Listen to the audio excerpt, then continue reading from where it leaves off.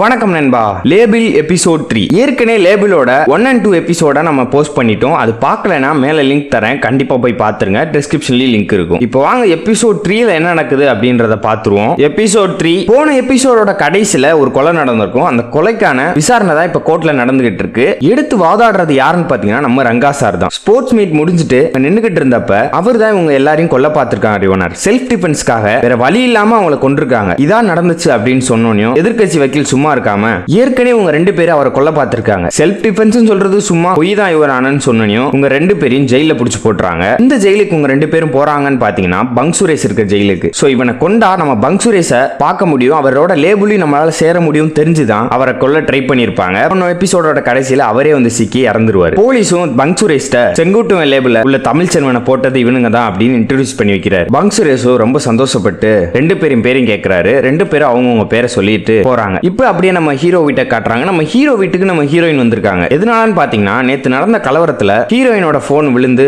உடைஞ்சிருக்கும். அதை வாங்குறதுக்காக வந்திருப்பாங்க. ஹீரோட அம்மாவும் அவங்கள சாப்பிட்டு போன்னு சொல்றாங்க. சோ இந்த இடத்துல சீன் இப்படி ஓடிக்கிட்டு இருக்கு. இன்னொரு சைடு வீராவையும் குமாரையும் காட்டுறாங்க. ரெண்டு பேரும் ஜெயில இருக்காங்க இல்லையா. அப்போ ஒருத்தர் ஓடி வந்து பங்க் சுரேஷ்ட ஏதோ ஒரு விஷயத்த சொல்ல போறாரு. அந்த விஷயத்தை கேட்ட பங்க் சுரேஷ் ரொம்பவுமே டென்ஷன் ஆகி எல்லாரையும் பிடிச்சி திட்டுறாரு. இவங்களும் அப்படி என்னதான் சொன்னாருன்னு தெரிஞ்சுக்கணும்னு ஆசைப்படுறாங்க. விஷயத்த சொல்ல வந்த அந்த ஆள்கிட்ட என்ன ஆச்சு அப்படின்னு கேக்குறாங்க. அப்ப அவரு பாதாளம் தெரியுமா அப்படின்னு கேக்குறாரு. இப்பதான் பாதாளத்தை பத்தி நம்மளுக்கு சொல்றாங்க. பாதாளம் யாரு அப்படின்னு பாத்தீங்கன்னா செங்குட்டுவன் லேபிள்லயே ஒரு பெரிய ஆளு, பிசினஸ் டீலிங்னு ஒரு பெரிய படபலத்தை கொண்டவர். அவரை கொல்றதுக்காக எத்தனையோ வாட்டி ஸ்கெட்ச் போட்டும் மிஸ் ஆயிருச்சு. ஆனா நேத்து வெளியூர்ல இருந்து ஷார்ப்பான 9 பிள்ளைங்களை இறக்கணும்.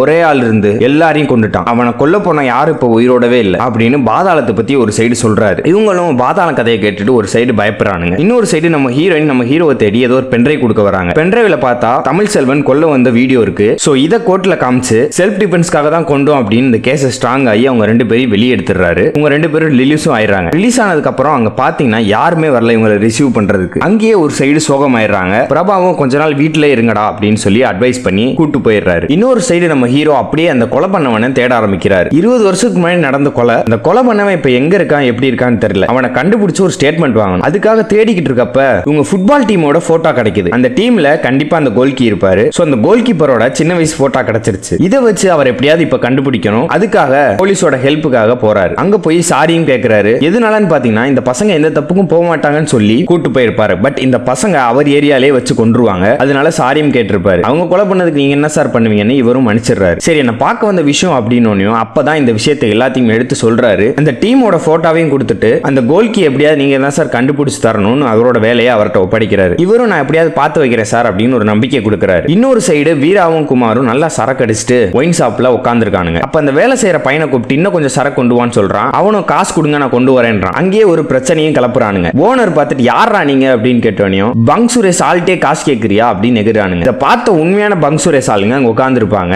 டே பொடி பசங்களா, தற்காப்புக்காக தான் குத்துனீங்கன்னு கோர்ட்டே ரிலீஸ் பண்ணிருச்சுல, அப்புறம் என்னடா பங்க் சுரேஷ் லேபிள் போங்கடா சின்ன பசங்களான்னு அசிங்கப்படுத்திடுறானுங்க. இவனுங்களும் அங்க இருந்து வந்துடுறானுங்க. இப்போ அப்படியே பங்க் சுரேஷுக்கு ஒரு கால் வருது. கால் பண்றது யாருன்னு பாத்தீங்கன்னா பரமசிவம். அதாவது நம்ம பிரபாவை வேலைக்காக ஒரு ஆஃபர் கொடுத்திருப்பார்ல, அவர்தான் பங்க் சுரேஷோட எல்லா லேபிள் கேஸையும் பாக்குறவர். அவர் இப்ப எதுக்காக கால் பண்ணிருக்காரு அப்படின்னு பாத்தீங்கன்னா பாதாளத்துக்கு எதுவும் ஸ்கெட்ச் போட சொன்னியான்னு கேக்குறாரு. இல்ல நான் அப்படி எதுவும் சொல்லலையே அப்படின்னு பங்க் சுரேஷும் சொல்றாரு. நீ ஸ்கெட்ச் போட சொன்னேன்னு ரெண்டு பசங்க இங்க வந்திருக்கானுங்க. யாருன்னு பார்த்தா நம்ம வீராவும் குமாரும். பங்க் சுரேஷும் யாருன்னு தெரியலையே, போன் அவங்ககிட்ட கூட பேசுறானுங்க. வீராவும் அண்ணா நீ கூட காலைல பாத்தியனா என்கிட்ட கூட பேசினேடா அப்படின்னு.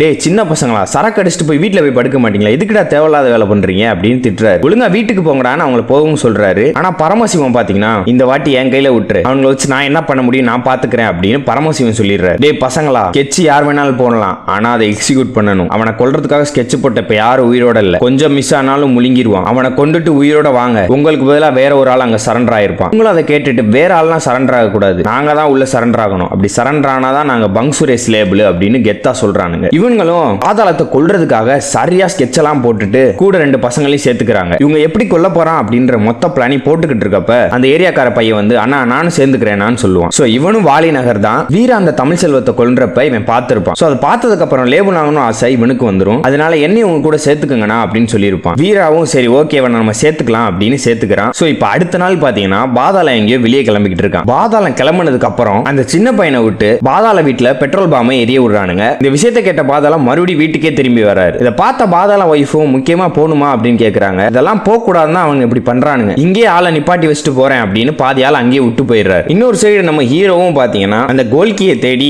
ஓடிக்கிட்டே இருக்காரு. இங்க பாதாளமும் ஒரு டீலிங்காக போயிட்டு இருக்காரு. அப்ப போலீஸ் பிடிச்சு நிப்பாட்டி பேப்பர் இதெல்லாம் கேக்குறாங்க. சார் ஏற்கனவே ஏசி சூடா இருக்காரு, இப்பெல்லாம் பொருள் போட்டு போனீங்கன்னா கண்டிப்பா பிடிச்சி உட்கார வச்சிருவாரு சார் அப்படின்றாங்க. சோ இப்போ முக்கியமான டீலு பாதாளம் போயே ஆகணும். சோ அதனால ஏதாவது டாக்ஸி பிடிச்சு போயிடலான்றப்ப கரெக்டா அங்க ஒரு டாக்ஸி வருது. அதிலே ஏறி பாதாளம் கிளம்புறாரு. அப்ப பாலத்துல ஏறப்ப ஏதோ ஒரு வண்டி டாக்ஸியை வந்து இடிச்சிருது. யாருன்னு பாத்தீங்கன்னா நம்ம வீராவும் குமாரும் தான் பாதாளத்தை போடுறதுக்காக பெட்ரோல் பாம்பு இந்த போலீஸோட செக் போஸ்ட் கரெக்டா அங்க கால் டாக்ஸி அனுப்புனது எல்லாமே வீராவோட ஸ்கெட்ச் தான். இவன் பிளான் பண்ண மாதிரியே கரெக்டா வந்து பாதாளமும் சிக்கிடுறான். இப்போ பாதாளத்தோட ஒரே ஒரு ஆள் மட்டும் தான் இருக்கான். அவனையும் குமார் கொண்டுறான். இப்ப பாதாளுக்கும் அந்த பசங்களுக்கும் சண்டை நடந்துகிட்டு இருக்கு. இன்னொரு சைடு நம்ம போலீஸ் ஆபீசர் பாத்தீங்கன்னா அந்த கோல்கியை கண்டுபிடிச்சிட்டேன் அப்படின்னு சொல்றாரு. கொலை பண்ணிட்டு ஜெயிலுக்கு போறவங்க திருப்பி வரப்ப ரெண்டு விதம். ஒன்னு திருந்தி நல்லவளா வாழ்றவங்க, இன்னொரு விதத்துல அதோட பெரிய கொலை பண்ணி இன்னும் கொலை பண்ணிக்கிட்டே இருக்கிறவங்க. உங்கால் கோல்கி ரெண்டாவது ரகம் அப்படின்றாரு. லேபிளே திரும்பி பார்க்கற அளவு ஒரு சம்பவம் பண்ணியிருக்கான். மித்தவங்க எல்லாம் சொல்ற வேலையை செய்யறப்ப இவன் வேலையை சொன்னவனே செஞ்சிருக்கான். அப்ப இருந்து லேபிள்லே பெரிய ஆள் ஆயிட்டான். அடுத்து இவனை எதிர்க்கிற எல்லாரையும் போட்டு தள்ளிட்டு மேல போயிட்டே இருந்தான். கொஞ்ச காலத்துல இவனை யாரும் எதிர்க்க முடியாத உயரத்துக்கு போயிட்டான். அவ்வளவு பெரிய ஆள்னா நாகேந்திரன் அவன் பேரை வச்சு நான் விசாரிக்கிறப்பவே எல்லாருக்கும் தெரிஞ்சிருக்கணுமே அப்படின்றாரு. அங்கதான் மேட்ரு. ஏசிய கொன்னதுக்கு அப்புறம் அவன் ஆளு ஊரு ரேஞ்சு எல்லாமே மாறிடுச்சு. அவனோட பேரு நாகேந்திர கிடையாது, அவன் பேரு பாதாளம் அப்படின்றாரு. அதே டயத்துல பாதாளத்தை ரெண்டு பசங்களும் ஒரு வழியா சண்டை போட்டு கொண்டுட்டானுங்க. சோ பிரபா தேடிட்டு இருக்கால் தான் பாதாளம். பாதாளத்தை அந்த ரெண்டு பசங்களும் கொண்டுட்டாங்க. சோ இப்போ அடுத்து என்ன நடக்க போகுது அப்படின்றதுதான் எபிசோட் 4. இவனை பிடிச்சா எல்லா பிரச்சனையும் முடிஞ்சிரும் அப்படின்னு சொல்றாங்க. இந்த இடத்துலயே எபிசோட் 3 கம்ப்ளீட் ஆகுது. சோ அடுத்து எபிசோட் 4 நாளைக்கான வீடியோல பார்ப்போம்.